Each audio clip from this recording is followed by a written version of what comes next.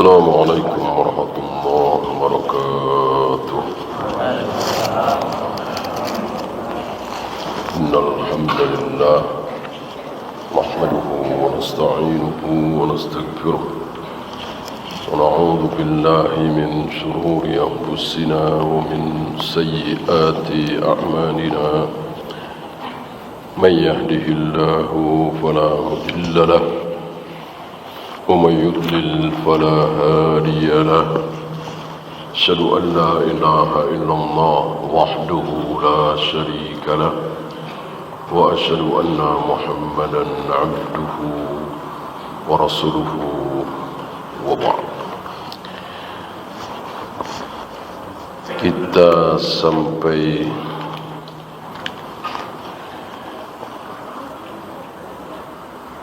miskin,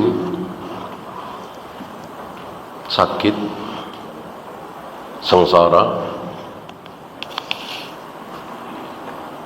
penuh penderitaan secara fisik, tapi hatinya bahagia. Siapa dia? Jawabnya adalah seorang mukmin. Seorang mukmin seperti itu.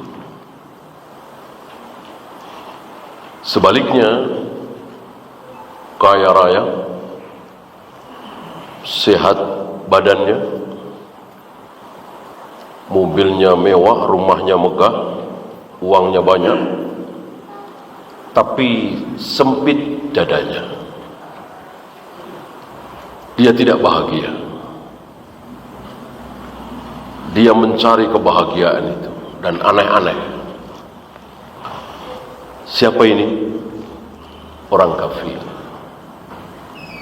Orang kafir. Maka sifat orang kafir itu aneh-aneh. Untuk mencari kebahagiaan itu, dia harus pergi ke tempat jauh-jauh. Bahkan dia harus melakukan sesuatu untuk kebahagiaan. Ada jalan rata, lurus, mulus, ya. Dia malah milih jalan yang terjal, penuh lumpur, ya. 100 meter saja bisa 1 jam. Nih, mencari apa ini? Mencari kebahagiaan, bahagia, ya. Apa istilahnya itu?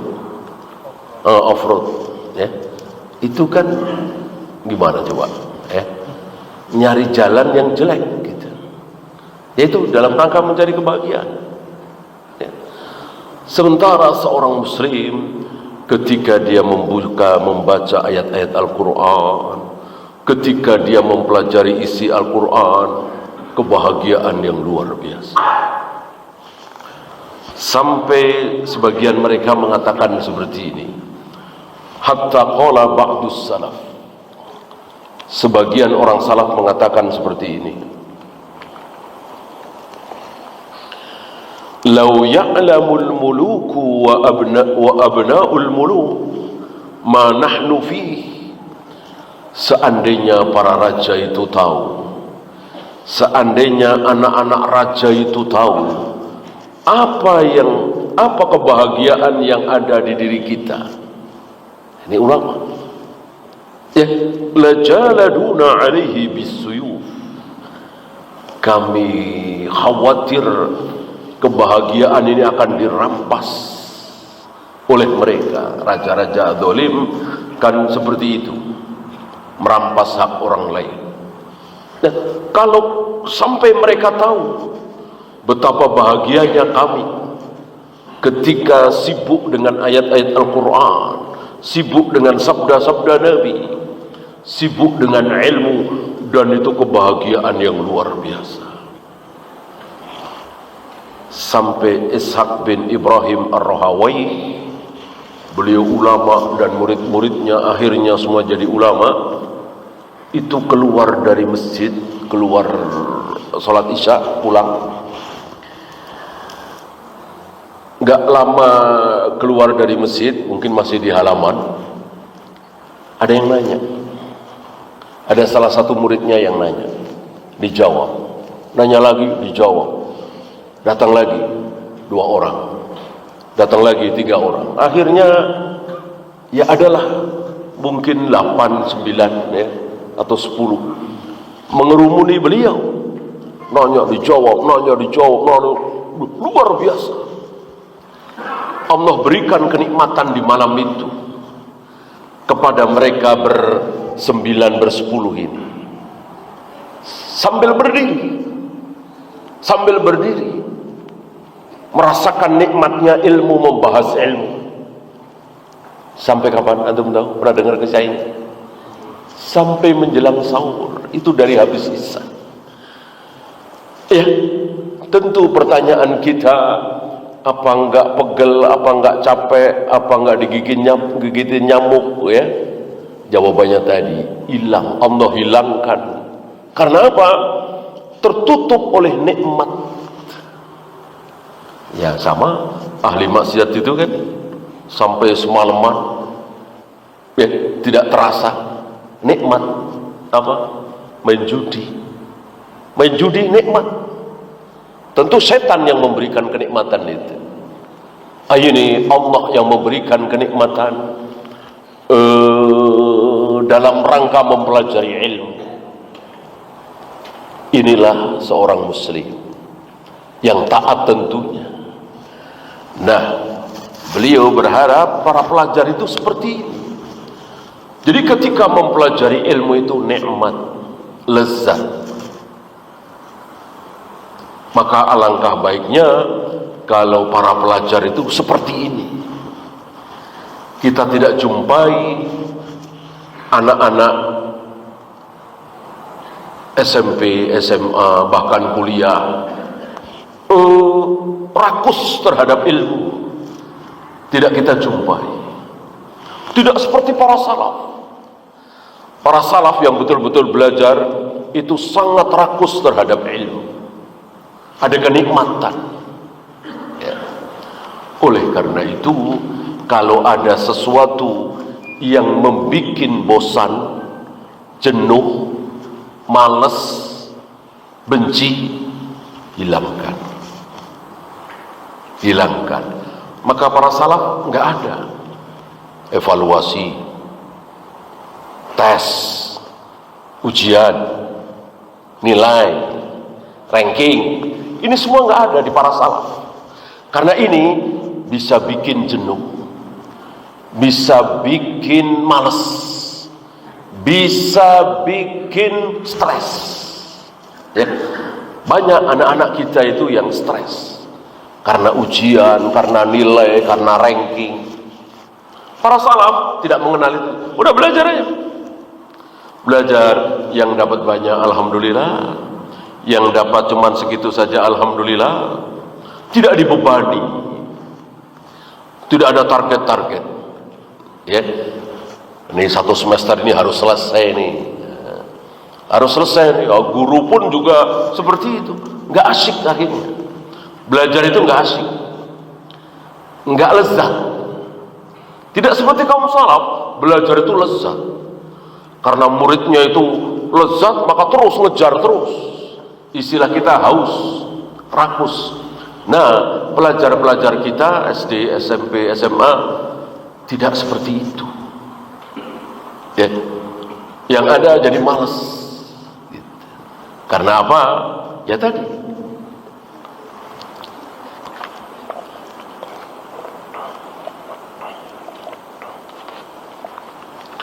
maka para salaf sekali lagi nggak ada itu nilai, ranking, ujian, gelar, nggak ada.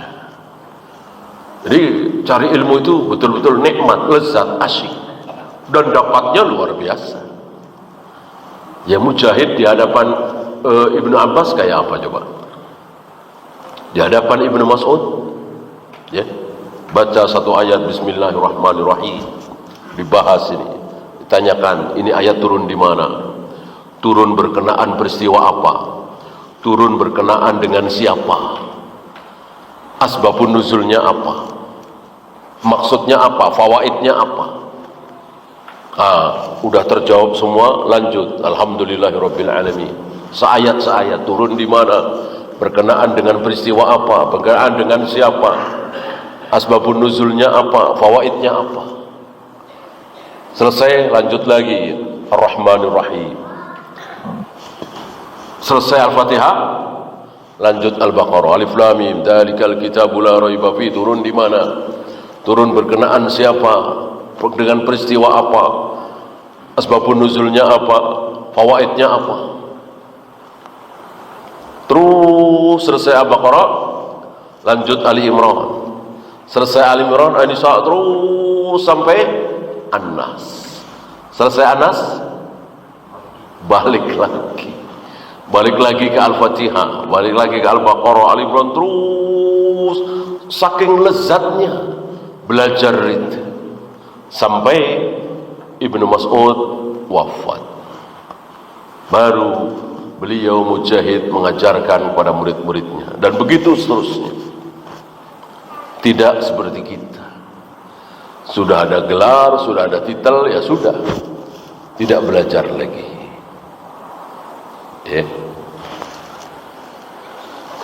Nah, ini sifat seorang muslim yang taat, tentunya sangat berbeda dengan seorang kafir.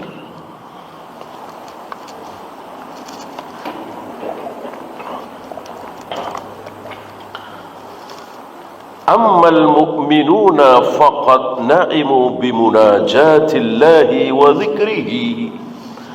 Orang-orang yang beriman itu kadang Allah berikan nikmat saat bermunajat, saat berzikir, saat baca Al-Quran, terutama saat mempelajari ilmu. Allah berikan kenikmatan.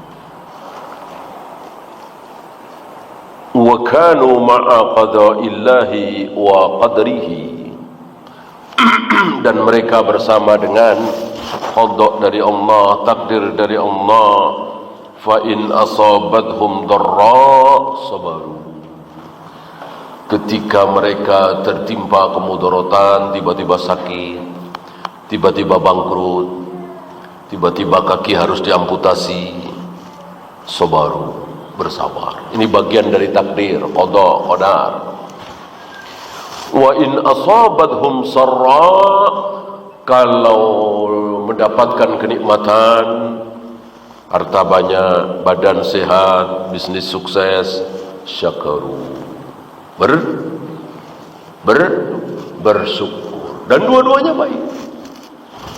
Dua-duanya baik. Antum jangan beranggapan yang baik adalah yang sabar dalam kemiskinan, sabar dalam kesengsaraan, sabar dalam penderitaan.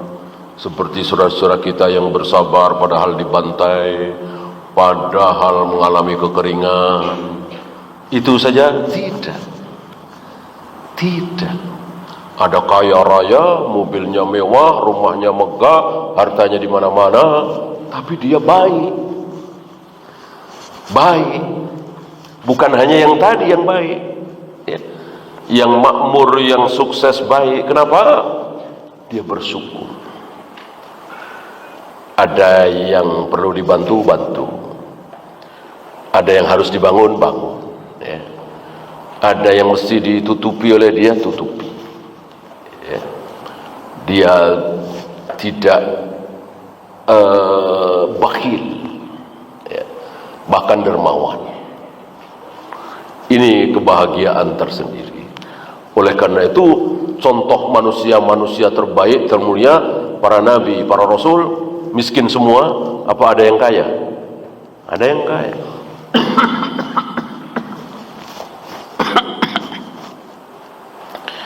Tidak semuanya bersabar dalam kesengsaraan.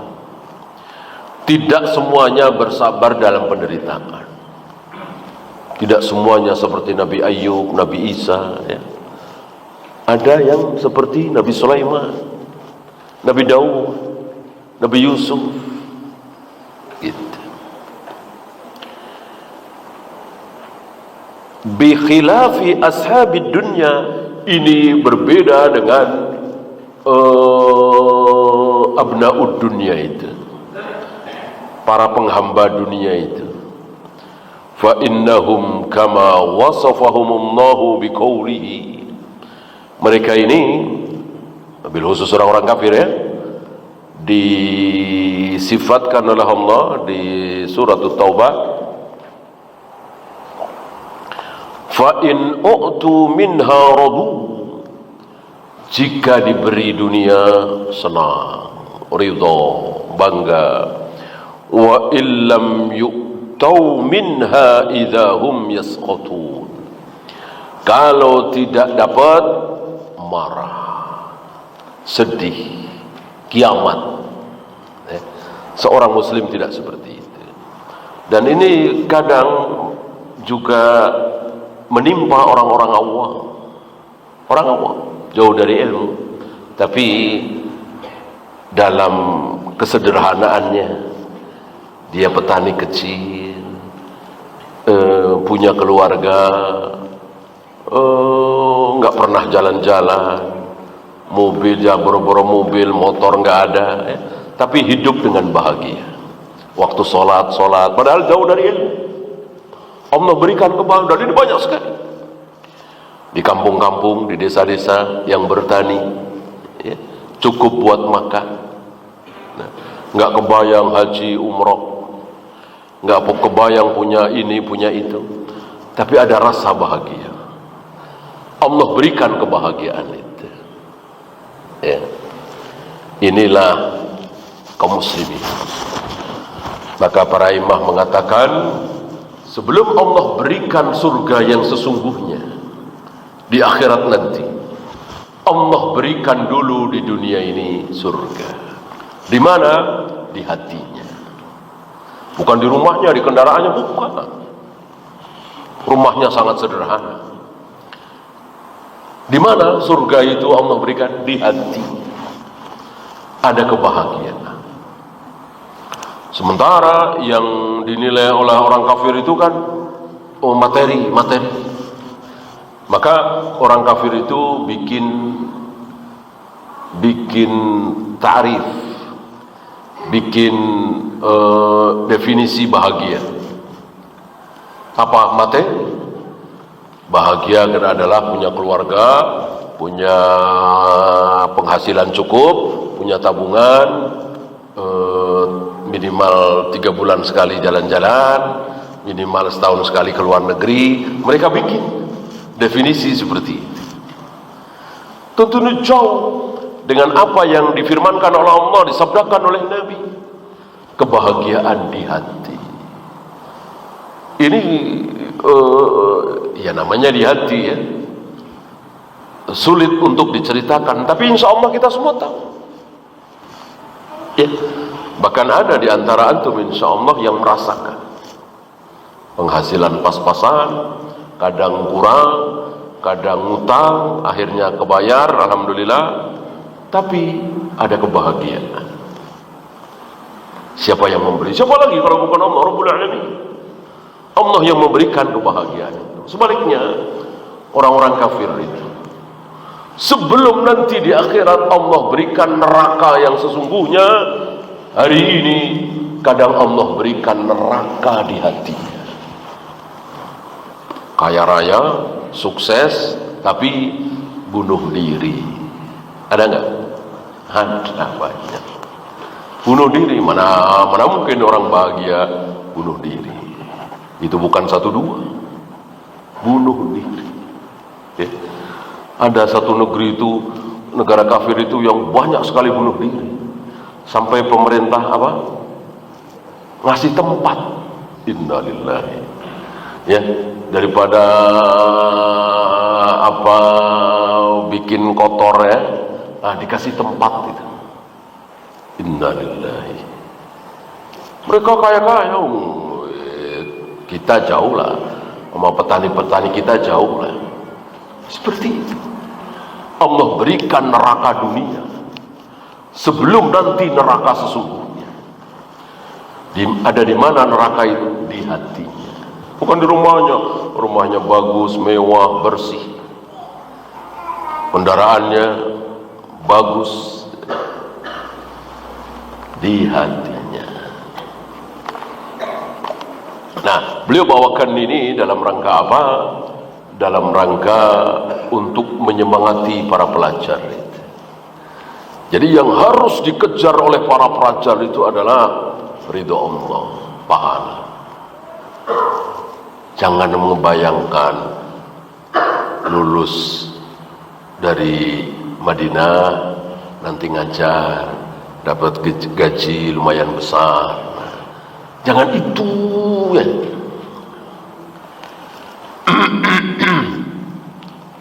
Tapi betul-betul mencari ilmu.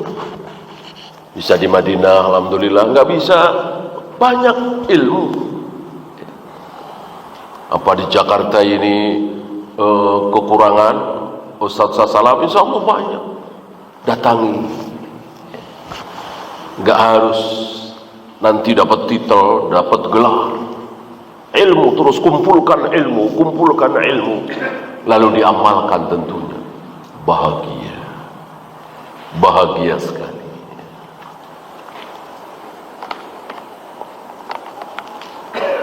Ya, kemudian beliau lanjut dengan ar-ruju'u ila sunnatin nabawiyah.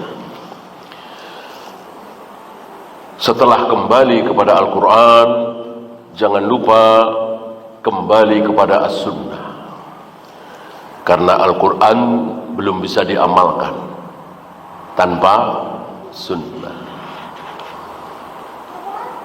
Irka'u wasjudu. Antum bisa amalkan ayat ini tanpa Sunnah. Rukuklah kalian, sujudlah kalian. Coba amalkan ayat ini tanpa As-Sunnah, nggak bisa. Cara rukuk seperti apa, cara sujud seperti apa, tidak ada di Al-Quran. Adanya di As-Sunnah. Maka para ulama mengatakan Al-Quran lebih butuh kepada Sunnah daripada Sunnah terhadap Al-Quran. Gitu ya. Kan yang sering kita dengar, nomor 1 Al-Quran, nomor 2 As-Sunnah. Betulkah? Tidak betul. Salah. Atau mungkin begini, As-Sunnah berisi hal-hal besar, Al-Quran berisi hal-hal yang lebih besar. Betul? Tidak betul. Tidak betul. Perintah dalam As-Sunnah harus wajib kita lakukan. Perintah dalam Al-Quran lebih wajib lagi kita lakukan. Betulkah? Tidak betul. Yang benar sama ya. Tidak ada Al-Quran nomor 1, As-Sunnah nomor 2, nggak ada. Sama. Orang sama-sama dari Allah. Emang As-Sunnah dari Nabi yang ngarang gitu, Nabi yang ijtihad? Tidak, dari Allah, cuma lewat lisan Nabi. Ya Al-Quran lewat siapanya? Apa iya para sahabat dengar langsung Al-Fatihah, Al-Baqarah, Ali Imran dari Jibril? Enggak, semuanya dari Nabi. Yang dengar Jibril membacakan Al-Fatihah, Al-Baqarah, Ali Imran, yang dengar cuma Nabi SAW. Nabi yang menyampaikan kepada para sahabat. Jadi nggak ada bedanya. Al-Quran keluar dari lisan Nabi, As-Sunnah keluar dari lisan Nabi. Ya, secara isi tidak ada bedanya. Bedanya dari segi lafaz. Bedanya dari segi lafaz. Lafaz Al-Quran mengandung mukjizat, lafaz hadis tidak mengandung mukjizat. Membaca Al-Quran walaupun nggak tahu maknanya dapat pahala. Membaca hadis tidak tahu maksudnya, tidak tahu maknanya dapat pahala? Tidak. Gitu. Karena lafaz per lafaz Al-Quran itu dari Allah. Gitu ya. Adapun sunnah dari Allah, isinya lafadznya lafadz Nabi. Paham ya? Maka lafadz as-sunnah bisa berubah. Lafaz hadis itu berubah. Ambil contoh misalnya hadis tentang tasyabbuh. Di Bukhari dengan di Muslim beda. Redaksinya beda, kalimatnya beda. Di Nasa'i beda lagi, di Tirmidzi beda lagi. Gitu. Adapun Al-Qur'an enggak ada perbedaan. Ya. Satu kalimat, satu kata, bahkan satu huruf. Ya. Dan ini betul-betul mukjizat yang luar biasa. Fa dengan wa saja yang artinya mirip-mirip, tidak tertukar. Yang fa ya fa, yang wa ya wa.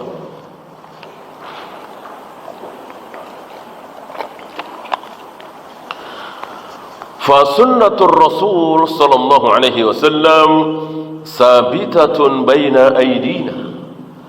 Sunnah Rasul berada di hadapan kita. Ada Bukhari, ada Muslim, Abu Dawud, Nasa'i, Tirmidzi, Ibnu Majah, Musnad Abdul Razak, Musnad Ahmad. Ini berada di hadapan kita.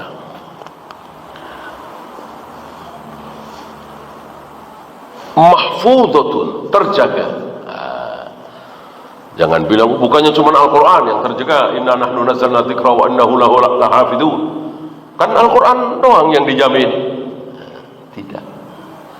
Tidak. Al-Quran juga, As-Sunnah juga terjaga. Hadis juga terjaga. Lah kalau terjaga kok ada yang dhaif? Ada yang palsu, maudhu? Kalau terjaga. Kalau Al-Quran jelas, enggak ada ayat Al-Quran yang dhaif apalagi maudhu. Kalau hadis kan ada yang dhaif, ada yang maudhu, ada yang palsu. Kenapa dikatakan terjaga? Jawabnya? Iya, jawabnya ketahuan. Ketahuan betul ada yang dhaif, betul ada yang maudhu, palsu, tapi kan ketahuan. Gitu. Kecuali enggak ketahuan. Atau barangkali lebih tepatnya, lebih mudahnya begini. Kemurnian Al-Quran, keaslian Al-Quran, Allah jaga langsung tanpa perantara. Sedangkan keaslian, kemurnian hadis, Allah jaga tapi dengan perantara. Siapa perantaranya, asbabnya? Tadi ada Bukhari, ada Muslim, ada Yahya bin Ma'in, ada Ali bin Madini, ada Yahya Al-Qattan, dan seterusnya. Dengan asbab ulama-ulama hadis inilah akhirnya As-Sunnah terjaga. Kalau Al-Quran nggak perlu. Untuk menjaga keaslian Al-Quran nggak perlu Bukhari, nggak perlu Muslim, Abu Dawud, Nasa'i, Tirmidzi, Yahya bin Ma'in, Ali bin, nggak perlu. Tidak ada mereka sampai hari ini tidak ada yang sanggup memalsukan Al-Quran.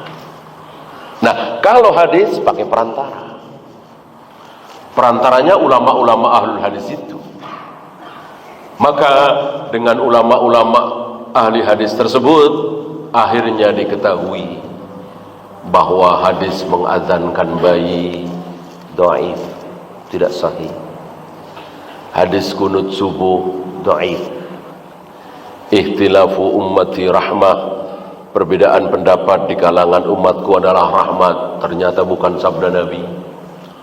Udlubul ilma walau bisin, carilah ilmu walau sampai ke negeri Cina, ternyata ini bukan sabda Nabi alaihi salatu wassalam, dan seterusnya dan seterusnya. Berarti beliau tidak ragu-ragu mengatakan mahfudhatun, terjaga. Hatta ma kana makzuban ala Rasul sallallahu alaihi wasallam fa inna ahlal ilmi bayyanu sunnatahu. Sampai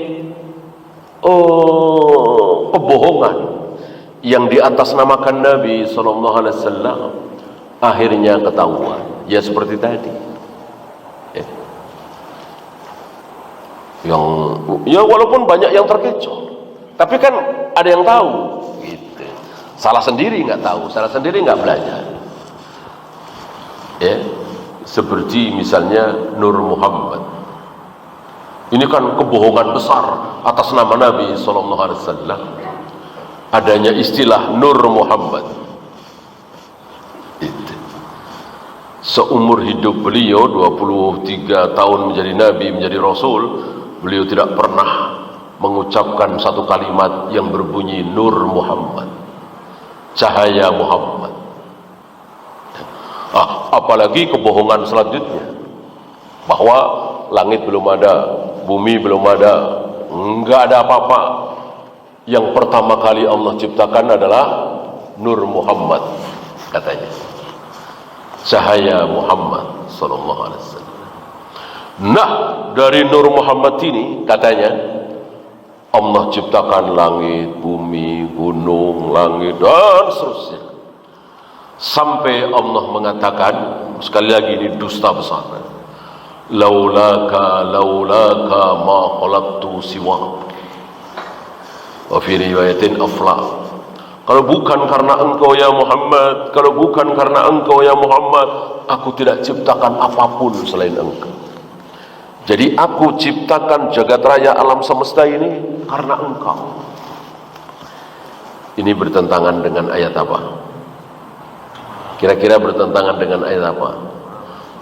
Tidak aku ciptakan jin dan manusia kecuali tujuanku adalah menyembah aku, menyembah Allah.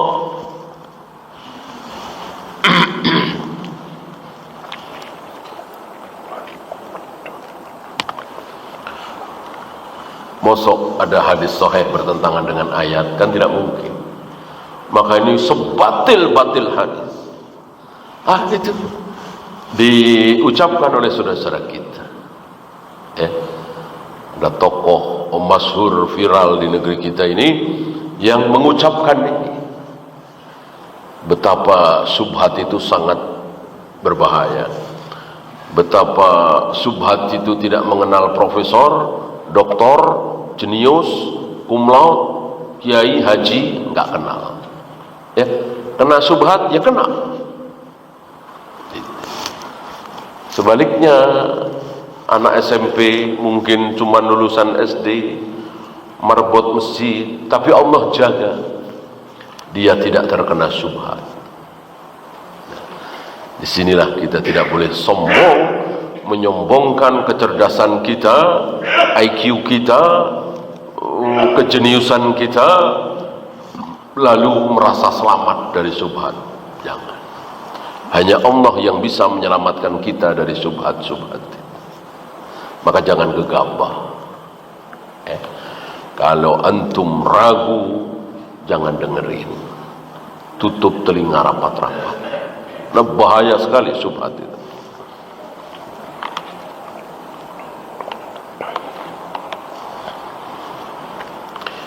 Wa bayyanu ma huwa maqdzubun alaihi. Kebohongan ini diterangkan oleh para ulama. Oleh karena itu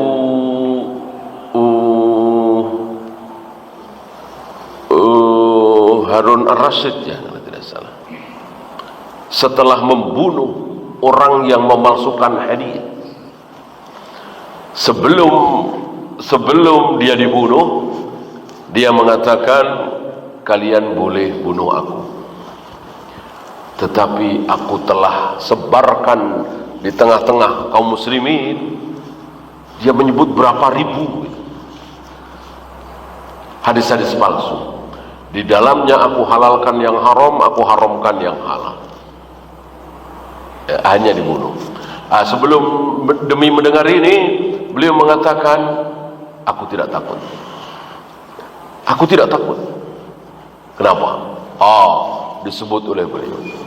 Karena ada Ali bin Madini, ada Yahya bin Ma'in, ada Abdullah bin Mubarak, ada ulama-ulama ahlul hadis yang akan mengetahui hadis-hadis yang telah engkau palsukan.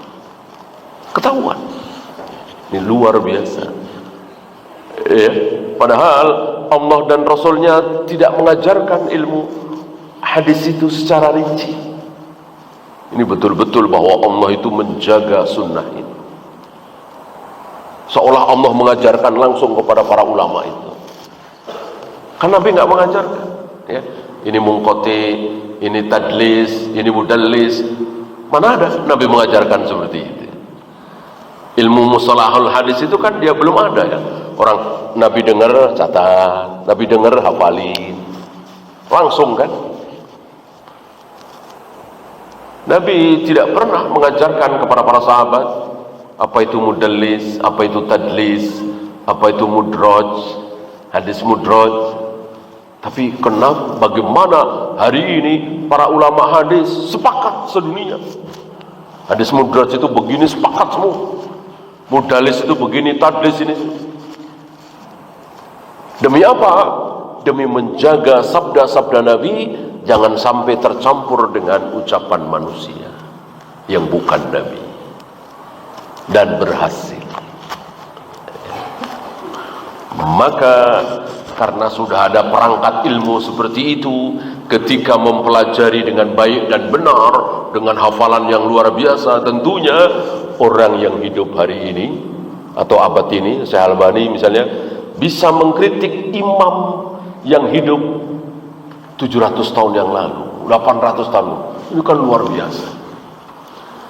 Ini luar, logikanya tentu lebih tahu yang dulu daripada yang sekarang, logikanya kan. Tapi tidak bisa dengan perangkat ilmu yang luar biasa ini. Tentu sekali lagi dengan hafalan yang luar biasa ya, rijalul hadis itu orang para perawi hadis itu kan ribuan dan namanya dihafal satu persatu. Ini luar biasa dan nggak ada yang punya ilmu ini kecuali Islam. Nggak ada agama lain bahkan yang sifatnya ilmu pengetahuan, mempelajari bagaimana sejarah Nebukadnezar misalnya, sejarah Napoleon Bonaparte misalnya, nggak ada ilmu sanad seperti itu, nggak ada. Hanya Islam yang punya. Yang dengan perangkat ilmu itu bisa tahu bagaimana Nabi bersabda, bagaimana kehidupan para sahabat, kemudian tabi'in, ada perangkat ilmu. Dan ini induk ilmu. Maka dikatakan ahli tafsir butuh ahli hadis, ahli fikih butuh ahli hadis,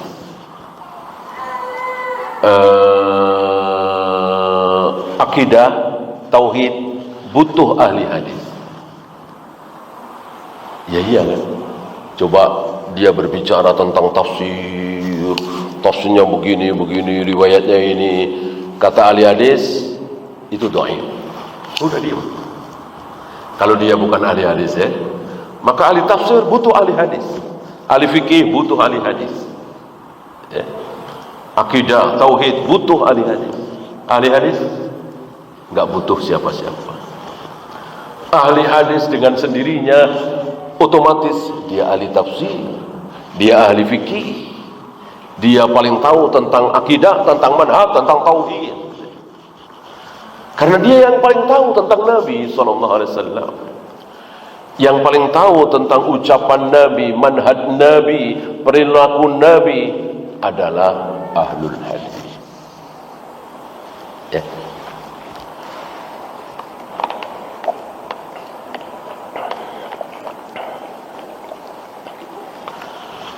Yastati'u ayya insanin ayyasila ilaiha.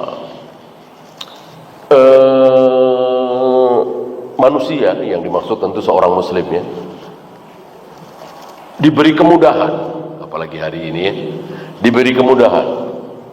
Antum tinggal tulis 4 kata, 5 kata, klik, keluar semua itu. Yang di Bukhari, Muslim, Abu Dawud, Nasai itu, ini tentu nikmat besar yang wajib kita syukuri. Ya, maka beliau mengatakan, padahal ketika beliau berbicara seperti ini, sepertinya belum diketemukan satu klik gitu. Ya. Ini kan awalnya dari ceramah beliau, ya kira-kira tahun 80-an ya, sebelum 90-an. Tidak sehebat hari ini ya. Bagaimana ada kutubut tis'ah, 9 kitab hadis dikumpulkan dalam satu aplikasi itu, dan mudah sekali mencari. Imma bimuraja'atil kutub in tamakkan wa illa fa fi su'ali ahli ilm. Bisa saja dia langsung merujuk ke kitab itu, atau kalau dia tidak sanggup, dia tanyakan kepada ahli ilmu. Ya, seperti itu caranya. Artinya kita ini jangan seperti kebo yang dicocok hidungnya ya, ngikut taklid gitu.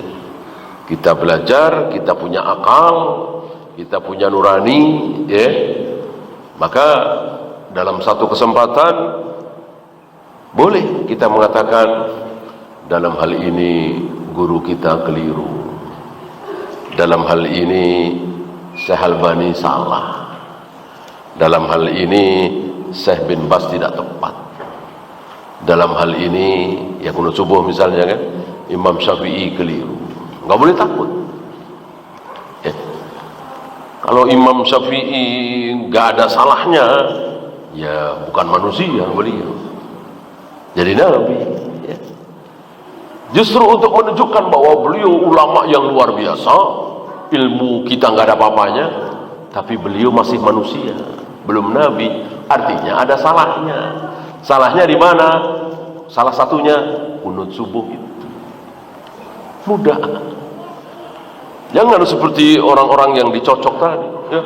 Masa Imam Syafi'i salah ya, lalu dibahan ledekan Imam Syafi'i salah, ente yang benar nggak kunut ya. Yang nggak kunut bukan cuman kita ya, imam-imam sekali berimam Syafi'i bahkan lebih tinggi banyak yang tidak kunut subuh. Kita mengikuti mana yang lebih kuat kan gitu. Kan yang mengatakan kunut subuh bid'ah siapa? Sahabat Aibunayya muhdas. Ketika ditanya oleh anaknya itu, wahai anakku, kunut subuh itu muhdas. Muhdas itu apa? Bid'ah.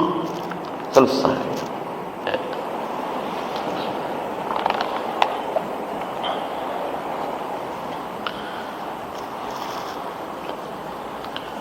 Walakin idza qala qailun, apabila ada yang bertanya, kaifa tuwaffiqu baina ma qulta min ar-ruju'i ila kitabillah wa sunnati rasulih sallallahu alaihi wasallam ma'a annana najidu anna unasan yattabi'una al-kutub al-mu'allafah. Lalu bagaimana dengan saudara-saudara kita yang mengikuti membaca kitab Al-Muhalla misalnya, kemudian Al-Misalnya, itu kan bukan Al-Quran dan Sunnah ya. Saya kira ini bodoh ya. Justru kitab Al-Muhalla, kitab Majmu' Syarah Muhadzab, banyak sekali kan, dalam rangka mengajak kaum muslimin kembali kepada Al-Quran dan Sunnah. Jadi tidak ingin menonjolkan kitab masing-masing. Nih nih, tinggalkan yang lain, enggak. Nih Riyadhus Shalihin nih, tinggalkan yang lain, enggak. Oleh karena itu para ulama itu lebih suka daripada menulis awal, lebih suka apa? Syarah. Hampir semua kitab-kitab salaf itu ada syarahnya. Bahkan satu kitab syarahnya bisa 3, 4. Riyadhus Shalihin ada berapa syarah? Sahih Bukhari ada berapa syarah kan? Bukan yang terkenal ya, Fathul Bari, Ibnu Hajar Al-Asqalani. Tapi yang lain kan ada. Imam Nawawi sempat menulis juga, tapi kan keburu wafat ya, belum selesai keburu wafat. Ini menunjukkan bahwa para ulama itu ketika menulis kitab itu bukan berarti menyaingi Al-Quran, justru untuk membela Al-Quran. Walaupun hari ini, maka tidak bisa ada logika udah nggak usah pada nulis kitab, ya, yang ada aja udah, nggak juga. Boleh hari ini menulis kitab, ulama hari ini atau pelajar hari ini boleh. Yang penting isi. Wallahu a'lam. Ya, itu saja. Ada pertanyaan, silakan.